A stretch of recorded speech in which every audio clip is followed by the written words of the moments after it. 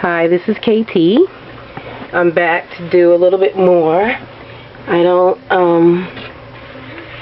know how far I'm going to get today, but I wanted to work on her a little more to I kind of have an idea of where I'm going to take the rest of it, but I did want to get a little bit farther with her face.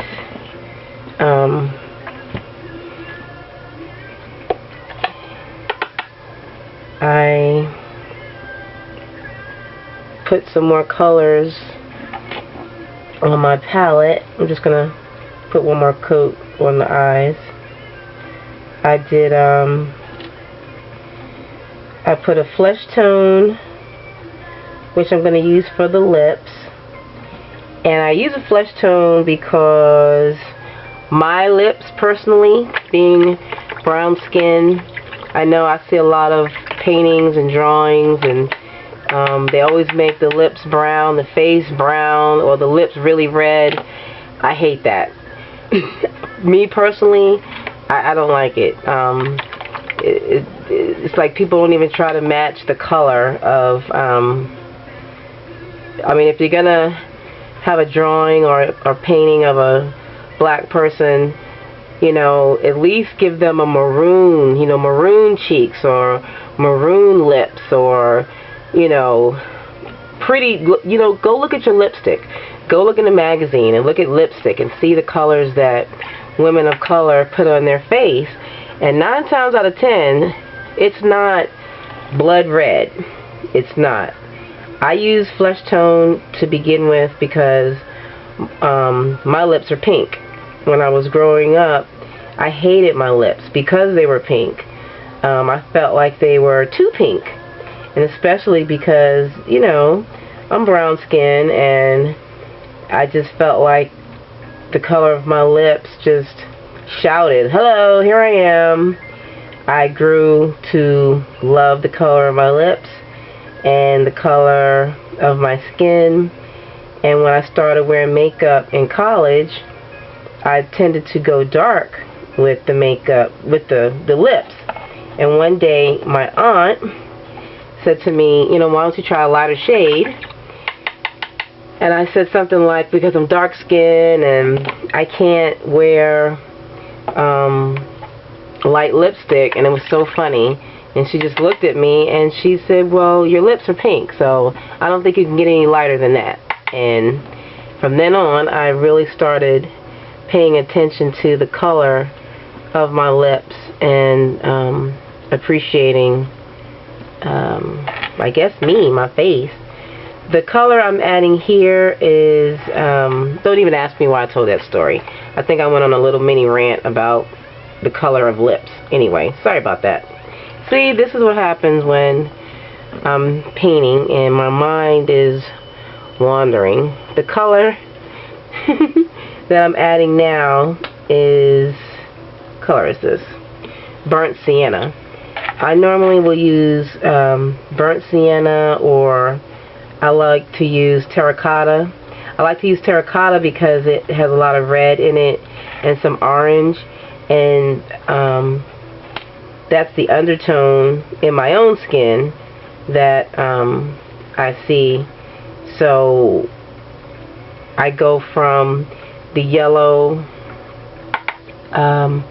base coat to, as you saw, I'll do the really dark burnt umber, go over that again, and then I'll come back with a red or a burnt sienna or a terracotta. I think I use terracotta more than I use burnt sienna or burnt umber when I am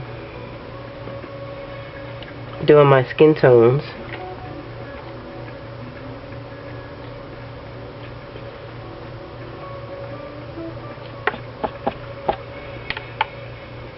I know it probably still looks blotchy, but once I start with the glaze, you won't really see all the blotchy spots that I have. It'll look a lot smoother. But as you can see, the burnt umber starts to give a nice color to the skin, to the skin tone, and it's not brown, so it's not like I'm putting straight brown over yellow. I'm trying to get a little better at showing the different colors in the skin tone. It's something that I really started to pay attention to taking Sharon's class. I think I gave the website to Sharon Tomlinson. It's allnora's.ning.com. She has some classes on there now, some face technique classes that I took, and it's like as soon as I took these classes, everything opened up for me, so far as it was like the push that I needed to jumpstart my own creativity.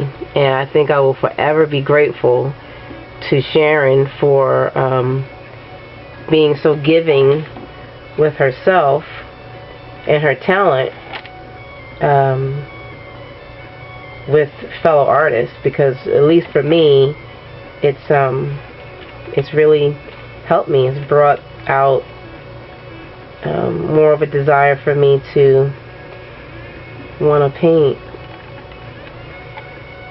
I'm using this right here. I'm just putting what is this? A little bit more burnt umber for the nose. I'm gonna lighten it up because the shadow is on one side and the light is on the other, but for me, because I have so much trouble with the nose, I almost have to lighten it, darken it to find my nose, if that makes any sense, and then lighten it back up again. So I can see, excuse me, the face coming along. I don't know if you guys can see it. I think I need to put in my eyeball. I think I'm gonna, but like I said, I'm going to probably tonight put this on, post this online on some of the classes, some of the sites that I frequent, to get a little feedback as to the direction I'm going, get some advice. So I'm going to, I think my brush is too big, at least put the eyes in so she doesn't look so scary. And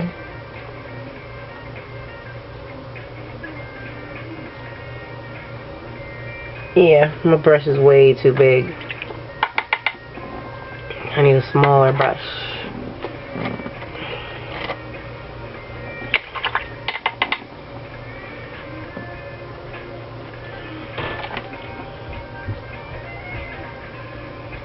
Let that dry. Not really going to fill it in all the way, but I just wanted to like put a little placeholder.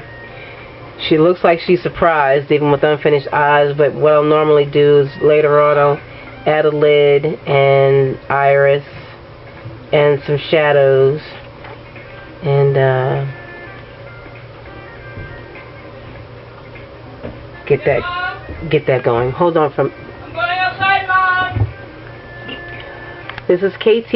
I'm signing.